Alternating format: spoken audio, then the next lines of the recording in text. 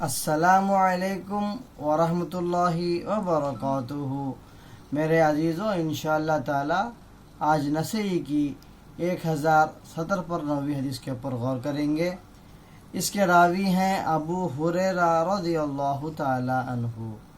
اس حدیث کے مطابق سے نبی کریم صلی اللہ علیہ وسلم فرماتے ہیں کہ جب بھی کوئی بندہ نماز پڑھتا ہے، نماز کے وقت جب وہ سجدے کو جاتا ہے تو پہلے زمین میں ہاتھ رکھنا چاہیے، بعد میں گھٹنے ٹیکنا چاہیے۔